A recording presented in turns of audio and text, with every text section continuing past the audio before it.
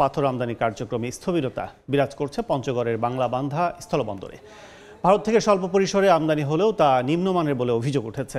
এ নিয়ে বিস্তারিত জানাতে বন্দরে আছেন সহকর্মী সোহাগ হায়দার, সরাসরি যাচ্ছে তার কাছে।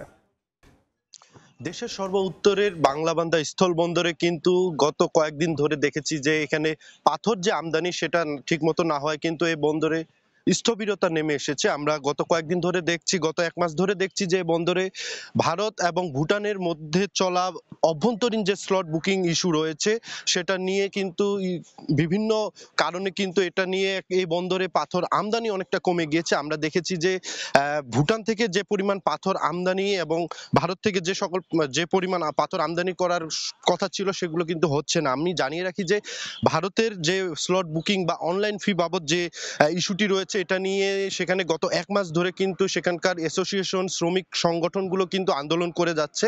এর কারণে কিন্তু ভুটান পাথর আনছে না। তাদের ভারতের দাবি যে তাদের ভুটানকে এই স্লট বুকিং এর আওতায় আনতে হবে এবং ভুটান বলছে যে এর আওতায় আসলে তাদের যে খরচ সেটি কিন্তু কয়েক গুণ হারে বেড়ে যাবে। এতে করে কিন্তু তারা যে পাথরের যে মান সেটা পাঠানোর যে সংখ্যা সেটা অনেকটাই কমে আসবে। এই সংখ্যায় কিন্তু এই বন্দরে কিন্তু পাথর রফতানি করছে না।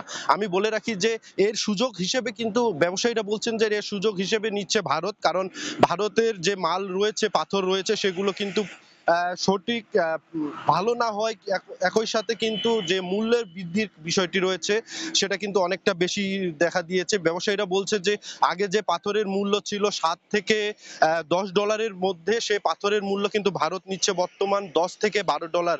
এতে করে কিন্তু বাংলাদেশের যারা আমদানিকারক রয়েছে তারাও কিন্তু একটা লোকসানের মধ্যে পড়ছে। আমি আরেকটি বিষয় বলে রাখি যে মূলত সব থেকে বেশি নির্ভরশীল কিন্তু এই বন্দরটিতে পাথর আমদানি ভুটান থেকে, কারণ এখানকার যে সকল মাল পাথর প্রয়োজন রয়েছে সেগুলোর কিন্তু চাহিদা একমাত্র ভুটান থেকেই পূরণ করা সম্ভব হয়ে থাকে। ব্যবসায়ীরা বলছেন এই সংকটের কারণে কিন্তু এখানে একটা স্থবিরতা নেমে এসেছে। আমি জানিয়ে রাখি যে ভুটানের পাথর না আসলেও কিন্তু এই বন্দরটি দিয়ে কিছু সংখ্যক ভারতের যে পাথর রয়েছে সেগুলো আসছে, তবে সেগুলো কিন্তু চাহিদা পূরণ করতে পারছে না। একই সাথে বলে রাখি যে এই অভ্যন্তরীণ স্লট বুকিং ইস্যুর কারণে কিন্তু এখানকার যারা শ্রমিক রয়েছে তারা কিন্তু প্রায় কর্মহীন অবস্থায় সময় অতিবাহিত করছে। একই সাথে এখানে কিন্তু পুরো বন্দর এলাকা জুড়ে একটা স্থবিরতা নেমে এসেছে। একই সাথে জানিয়ে রাখি যে বন্দরের ইয়ার্ড জুড়ে শুনশান নীরবতা বিরাজ করছে।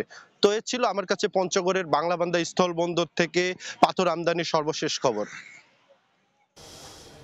এতক্ষণ সরাসরি ছিলাম বাংলাবান্ধা স্থলবন্দরে।